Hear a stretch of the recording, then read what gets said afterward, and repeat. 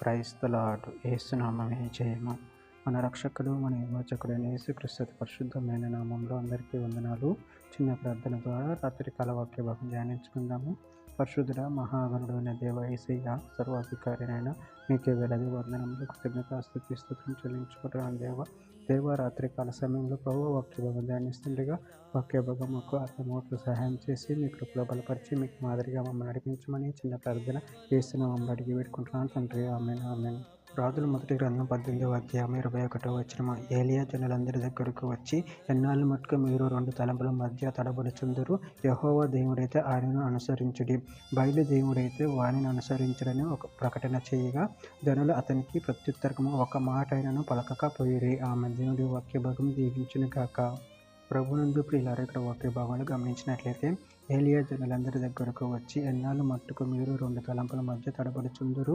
యెహోవా దేవుడైతే ఆయనను అనుసరించుడి, బయలు దేవుడైతే వారిని అనుసరించుడని ప్రకటన చేయగా, జనులు అతనికి ప్రత్యుత్తరంగా ఒక మాటను పలకక పోయిరి. అదేవిధంగా వాక్య భాగాలు గమనించినట్లయితే, మత్తయి సువార్త 6వ అధ్యాయం 24వ వచనం, ఎవడును ఇద్దరు యజమానులకు దాసుడుగా నుండనేరడు. అతడు ఒకని ద్వేషించి ఒకని ప్రేమించును, లేదా ఒకని పక్షముగా నుండి ఒకని తృణీకరించును. మీరు దేవునికి సిరిగిన దాసుడుగా నుండనేరరు.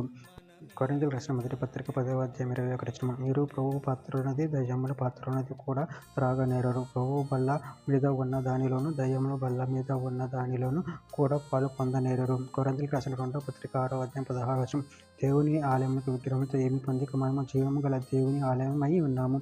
అందుకు దేవుడు ఇలాగ సెలవిచ్చుచున్నాడు, నేను వారిలో నివసించి సంచరింతును, నేను వారి దేవుడనై ఉందును, వారు నా ప్రజలై ఉందురు.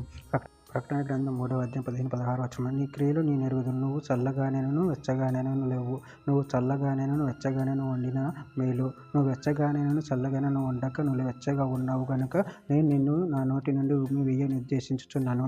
రోమీయులకు రాసిన పత్రిక 3వ అధ్యాయం 19వ వచనం, ప్రతి నోరు ముయ్యబడినట్లు సర్వలోకము దేవుని శిక్షకు పాత్రమగునట్లును ధర్మశాస్త్రం చెప్పుచున్న వాటన్నిటినీ ధర్మశాస్త్రంకు లోనైన వారితో చెప్పుచున్నదని ఎరుగుదుము. చివరిగా ఒక మాట, కీర్తనల గ్రంథం 100వ అధ్యాయం 3వ వచనం, యెహోవాయే దేవుడని తెలుసుకొనుడి, ఆయన మనను పుట్టించిన, మనము ఆయన వారము, మనము ఆయన ప్రజలము, ఆయన మేపు గొర్రెలము. ఆమె దేవుడి వాక్య భాగం దీవించును గాక. చిన్న ప్రార్థన చేసుకుందాము. పరిశుద్ధుడ, ప్రేమగల దేవేశ, నేను మీరు ఇచ్చిన వాక్యదాన్ని బట్టి ప్రభు మీకు వందనాలు తెలియజేసిన తండ్రి. ఆయన మేము నిలవెచ్చని స్థితిలో ఉండక ప్రభు వెచ్చగానైనా చల్లగానే ఉండి మీరు వాక్యం ద్వారా మమ్మల్ని సరి చేసుకుని నిన్ను మహింపరిచేవారు, గణపరిచే ఉండే శక్తిని బలాన్ని అనుగ్రహించి మీ ప్రేమ కృపలో మమ్మల్ని బలపరిచి స్థిరపరచమని చిన్న ప్రార్థన నామములో అడిగి వేడుకుంటున్నాను తండ్రి. ఆమేన్, ఆమేన్, ఆమేన్.